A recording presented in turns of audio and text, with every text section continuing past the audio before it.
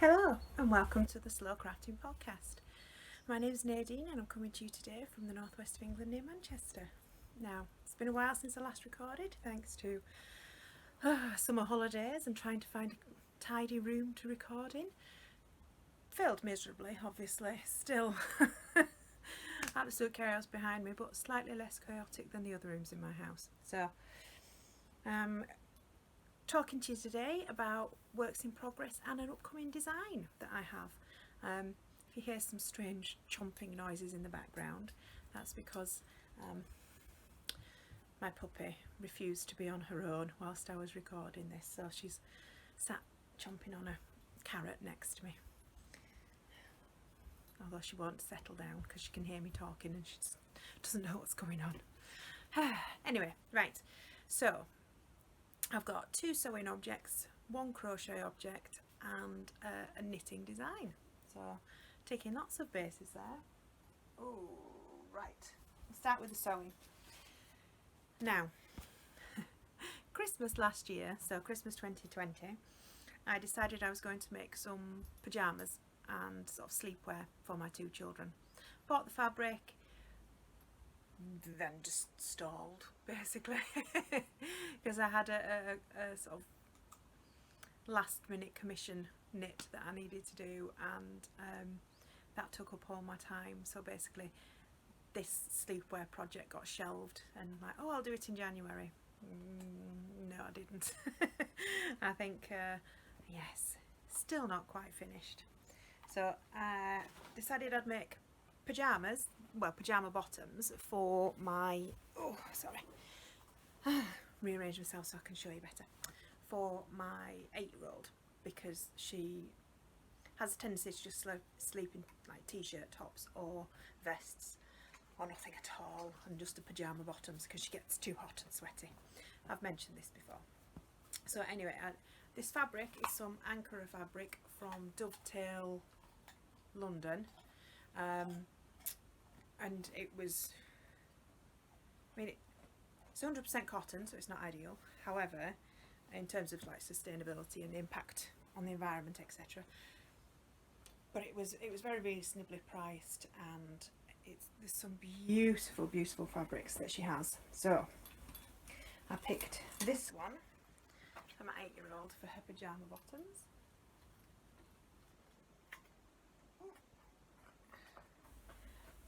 She is very tall, they are very long. Now, it's been so long, sorry, I'm out of shot there. I've just got the elastic to put in the waist before it's finished. It's been so long since I started it because it's a self, I'm doing rubbish today, as you can tell it's a long time since I've recorded. It's a self-drafted pattern based off, I just got a pair of her trousers and used that to rough out a basic size guide. Now, it's been that long since I cut out the fabric, which I did do in January, that I'm not entirely convinced that they will fit comfortably anymore. So they have just got 1 seam up the inside leg, because it's just 2 pieces of fabric, 1 for each leg. Now on the side section I may have to insert another piece of fabric to widen them up and make them fit better, because I think they're going to be a little bit tight on her, which is very annoying because that will disrupt the pattern completely. But it is just pyjama bottoms, and rather have them useful and fitting her than not useful and sat in a cupboard. So that's those. And then I have the nightie for my youngest daughter, because she prefers a nightie. She has said she may wear this as a dress because it's too pretty just for bedtime. And with the fabric I have to agree. So again, it's using a basic bodice pattern for the top, which I've got in several sizes, and I use for all her sort of dresses and nightie styles. And then basically a rectangle for the skirt, or 2 rectangles for the skirt, one for the front, one for the back. And as you can see, I'm just in the middle of putting some bias binding around the neck.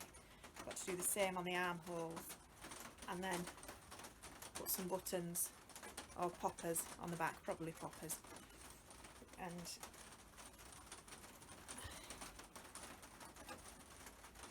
this is it. Again, this fabric is some Ankara fabric from Dovetail, London. Oh, it's getting really noisy. It's just started raining. Honestly, the one time I have time to actually record, everything conspires to get in the way. I'll be back in one moment. Oh, honestly, I don't know why I am constantly surprised by the rain. I live in the northwest and have done for 11 years, so you would have thought I'd be used to it by now, but no. As it showed no sign of stopping, I have come into the dining room, and now the dog's getting excited because she was once allowed in the conservatory and now she's not. So if you hear lots of running on the hard floors, I am very, very sorry. Hopefully she will settle down soon. Right, so I appreciate that you probably couldn't see the overall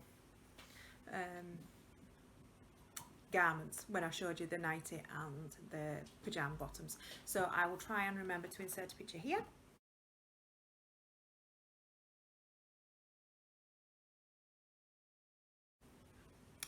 And hopefully you'll be able to see, or you will have seen, what they look like overall. Carrot crunching now. I did actually get myself a cup of coffee whilst I was in between filming locations. So it's probably going to be too hot, but I am thirsty now. I started chatting. Right, so they're the projects. Now, even though it's been 6 months since I started the nightie, I'm less worried about that not fitting than the pyjama bottoms, because my youngest is very petite. She has had a growth spurt recently, but like body shape, she's still very petite, and I'd made it long on purpose. So I think possibly in another 6 months' time I may have to add a ruffle around the bottom like I did on the last one, but that's about it. I think it'll still, the bodice will still fit her comfortably. So they're almost finished. I just need to make myself some more bias binding to finish off the armholes on the nightie. Right, crochet project.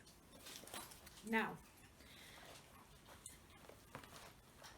I saw the pattern for the Better World dress from Sharkati. Sharkati.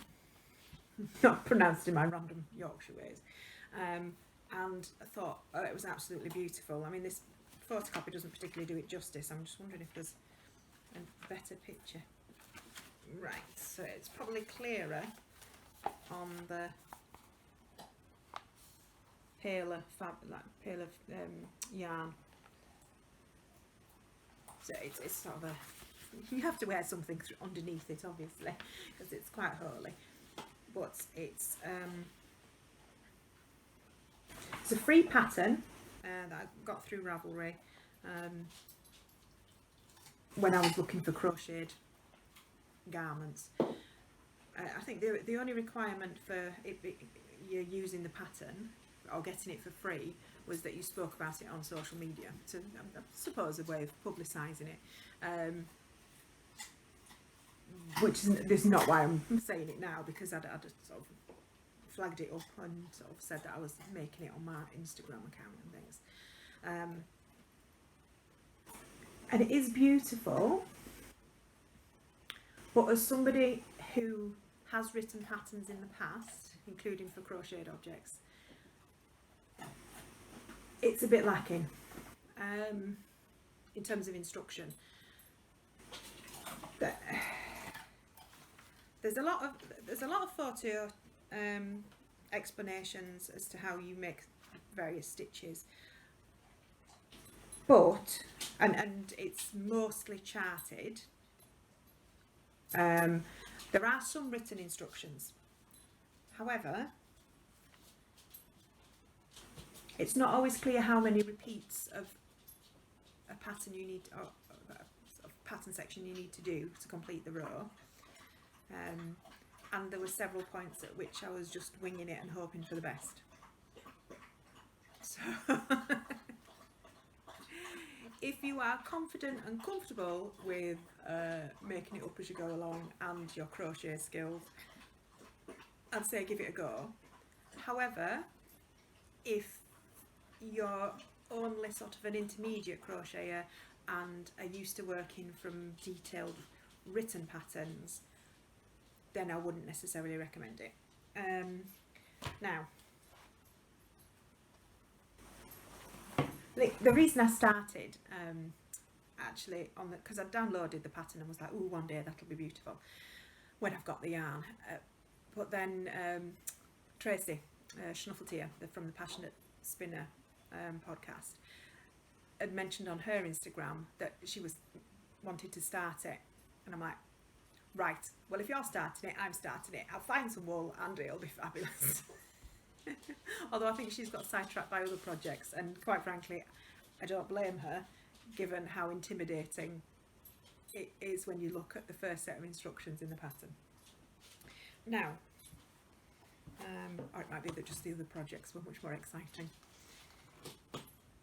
because she has made some beautiful stuff recently. Right, let me see. Get down, Friday. Oof. Dog wanted to have a look as well. Let me just see if I can put this on, because it might be easier to show you. There we go. That's what I've got so far. So it's meant to be dress length.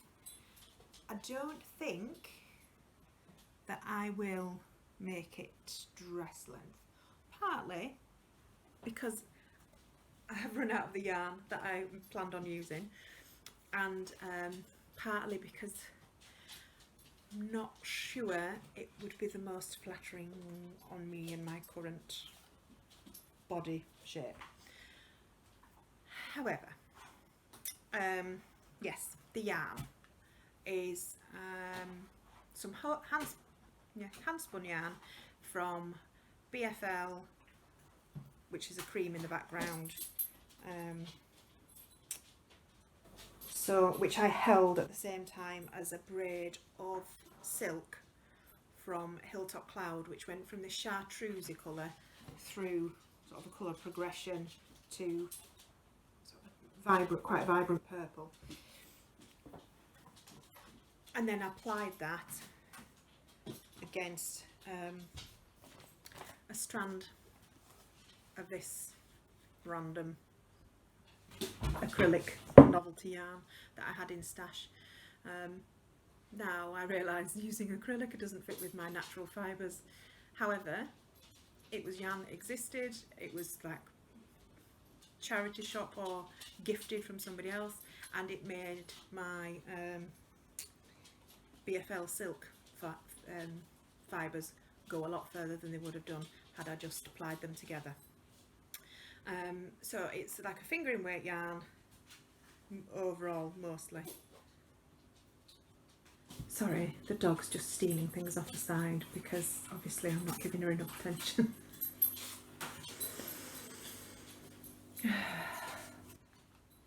It's a piece of scrap paper which she will chew up and spit out and leave all over the place, so at least it's not anything precious like the written instructions for this, which I had to print off twice because the first time she attacked the printer when it was printing off and stole them and ate them.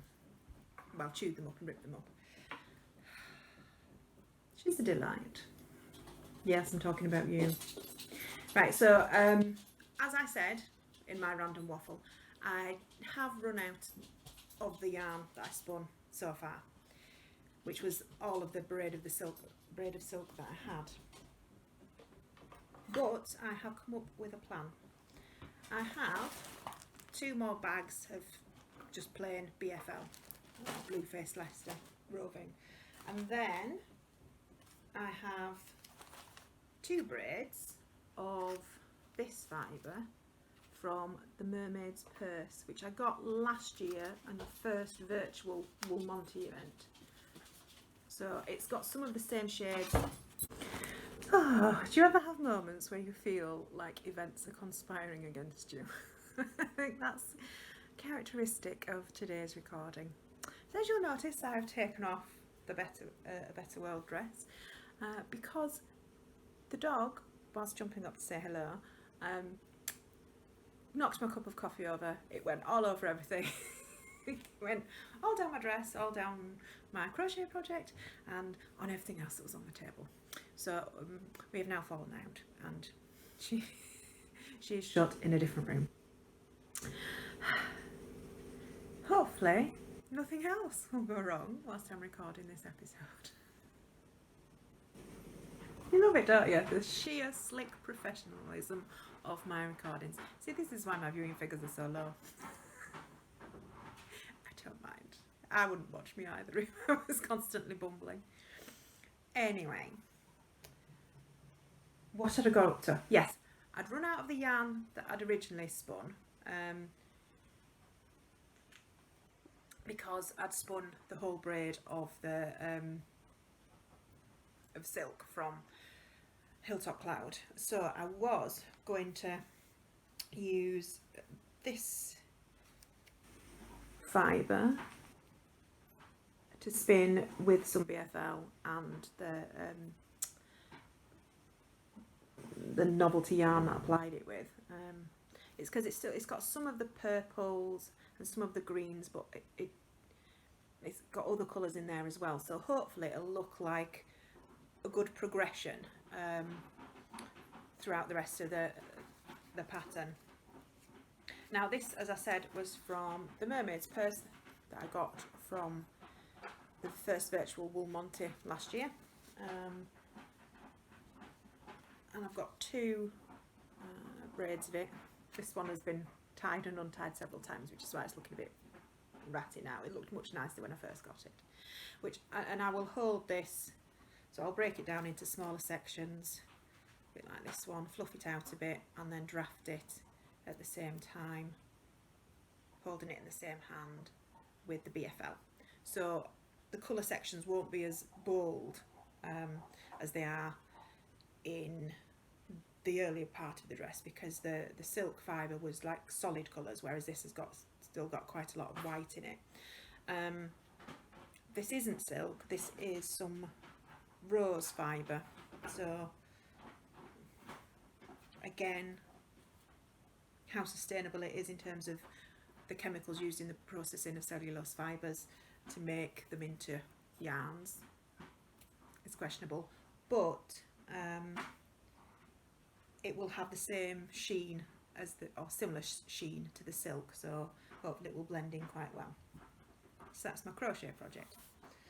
And then, sorry, I'm just trying to work out if I can hear the washing machine or the rest of my family coming home. I'm hoping it's the washing machine. Right, this is my design that I am hoping to launch in September. Now, after I designed the mizzle mitts using some yarn from Pattern and Daughter, she'd seen the design and liked it and asked if I wanted to collaborate on another design. So of course I said yes, because I loved working with her yarn for that. And there was a lot of toing and froing and backwards and forwards, talking about exactly what we want, or what she was looking for and what I could offer. And we settled on a 2-colour sock design. Now, I love the blue and yellow combination. I think we've established I love blue and yellow. Oh, look, my design matches my dress. And so I picked these colours. It's naturally dyed, and I'm trying to think what the yarn base is. I'll put it on the bottom of the screen. I just know I was knitting with it going, ooh. So nice. So yes, we decided on the design for bookshelves, and this one has a cup of tea on it. The other sock has a cake on it. So there will be the... Honestly, I give up today. Oh, never mind. Get through this. I was going to talk to you about some crafting books that I got recently, but that can wait till next time because I'm not risking anything else at the minute. So this is the A Good Afternoon Well Spent sock pattern, which will be being released in collaboration with Peyton and Daughter Independent Dyer at the end of September. Now she will be hopefully, pandemic permitting, at one of the vendors at Yarndale here in the UK. So I think she's planning on having a kit available at Yarndale, which is the very end of September, sort of 20 something, 23rd, 24th springs to mind. At least that's what I'm working to on my finalising my pattern, so I'm hoping that I've got the dates right. So she is hopefully going to have some kits available, which will include yarn and the pattern. And then once we've got through Yarndale, because it will be exclusive there to begin with, at some point after that, I will release it as an individual pattern of it and make it available through Ravelry and Lovecraft. Now, ultimately, it will be a paid for pattern because with this much colour work and a sock design, there was a lot involved in the sizing and the grading and making it actually work, because it does come in 3 ankle sizes and 9 foot lengths. So you know, it's not just a straightforward one size fits all, don't ask me any more questions type pattern. So ultimately it will be a paid for pattern as a standalone pattern, but I'm thinking I will probably do some kind of introductory offer where it's either discounted or free for the first 2 days, but I will announce that nearer the time. Right, and I'm not sure whether, because I'm not sure which bits I've got cut or which bits have got lost in the various editing bits, so I can't remember. If this is a repeat, I am very, very sorry, but if not, just want to stress that this one sock has the teacup pattern at the front, followed by the bookshelves, and the other sock has a cake pattern followed by bookshelves and lovely stripy foot. So yes, hopefully you will like it when it comes out. I'll add in some better pictures rather than my randomly trying to fit a model foot into the screen, which hopefully show off the design better.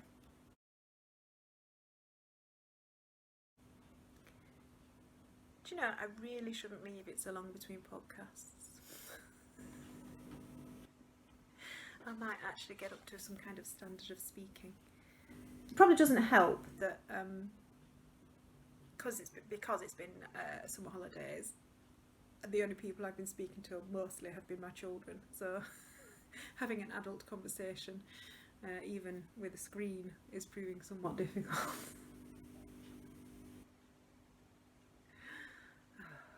Anyway, I better get off because I need to make some millionaire shortbread, and I also need to change my dress because that also got covered in coffee, but it was on the bottom half, so you didn't have to see it.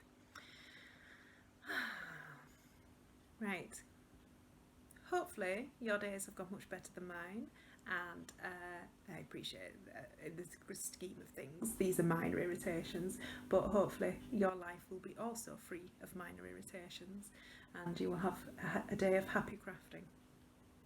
Okay, I'm just checking, it's still raining out there.